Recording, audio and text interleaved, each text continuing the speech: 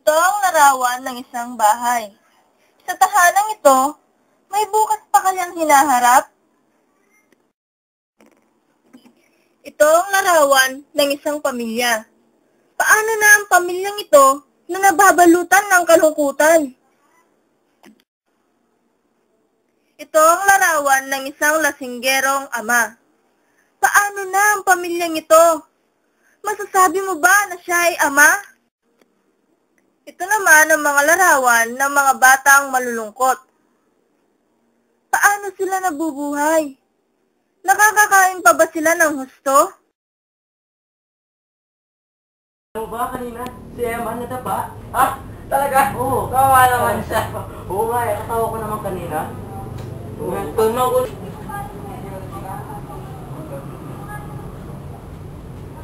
Ako parating si tatay. Oh. No, may dala siyang pansit para sa atin. Nandiyan na siya. Ako.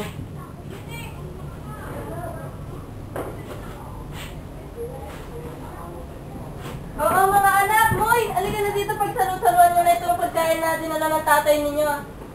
At na magkalaman, Moy! Halika na dito, para magkalaman ng sanyo.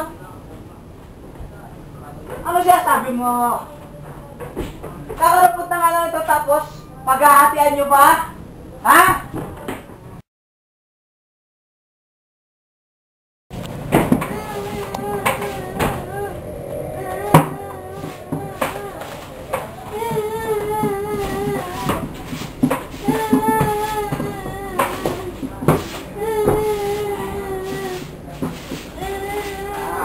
Bayo, katenga. Sino nyo kasi nyo? Papa. Ay, di ba na? Ako na. Sige pa. Anak, tumakas ka na! Nandiyan na sa tayo, tumakas Sige na ako, pwede ka na dyan. Ay. Anak! Ano ba? Anong ginagawa mo sa anak ko? Anak! Moy! Moy! Moy! Ano ba ako rin tang ingay? Ano ba? Anong ginagawa mo sa anak ko? Ay, naiyak, naririndi ako. Anak!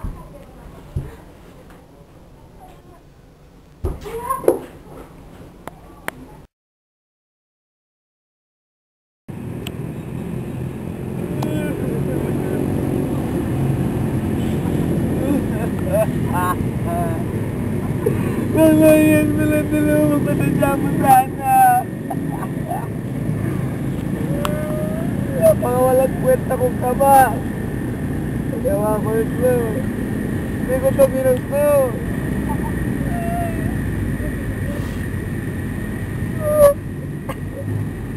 Tawarin mo ako.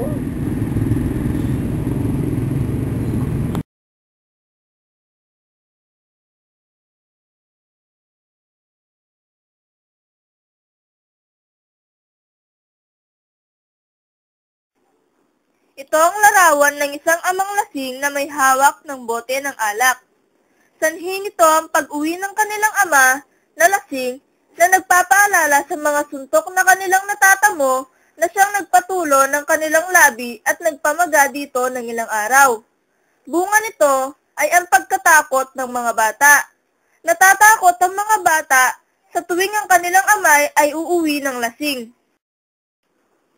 Ito ang larawan ng isang amang lasing na may hawak ng isang supot ng pansit.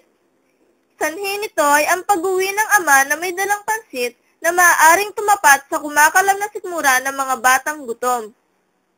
Bunga nito ay ang pagkasabik at pagkatuwa ng mga bata dahil ang minsang uwian sila ng pansit ng ama ay nagbigay ito sa kanila ng pag-asa upang malagyan ng laman ng tiyan. Ito ang larawan ng isang walang laman na plato. Sanhi nito ay ang walang pagkain.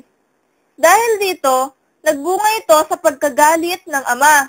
Nagdadabog at sumisigaw ang ama. Ito ang larawan ng umiiyak na si Muymoy. Sanhi nito ay kapag nagdudulot siya ng di ka nais-nais na ingay. Bunga nito ay naluluntok na ang ama. Madaling uminit ang ulo ng kanilang ama at umaakit ito upang patikman ng kamao ang kanilang mga anak. Ito naman ang larawan ng isang amang nagsisisi. Sanhi nito ay ang pagkamatay ni Muymoy. Bunga nito ay natauhan ang ama sa nagawang kasalanan. Hawak ang pansit, nagbago ang ama, sa halip na bote ng beer ang dala, isang supot ng pagkain ang inuwi niya para sa kanyang pamilya. Bilang pangwakas, narito ang mga kasagutan sa mga tanong sa ating panimula.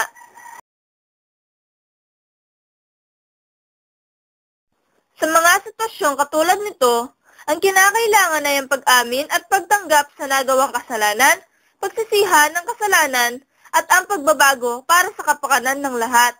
Ang pamilyang ito ay maaaring mabuhay sa magulo at madilim na mundo.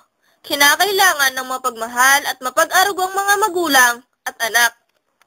Masasabi namin na ang isang lasinggerong ama ay masama, ngunit para sa amin siya pa rin ay ama. At maaaring hindi lang niya kayang dalhin ang sangkatutak na problema, kaya humantong siya sa mapusok na karahasan. Ang mga batang ito ay nabubuhay sa kalunos-lunos na kalagayan. Sa palagay namin, dahil sa kanilang kalagayan sa buhay at pagkakaroon ng irresponsableng ama, ay malabo na silang makakain ng 3 beses sa isang araw. Ito po ay isinaulo, pinaghandaan at ipinasa nina Ismael Isla bilang ama, Elvin Gampano at Jonathan Di Pasupil bilang mga anak na lalaki, Jennifer Taruk bilang ina, at Jenna Bon David bilang si Muymoy.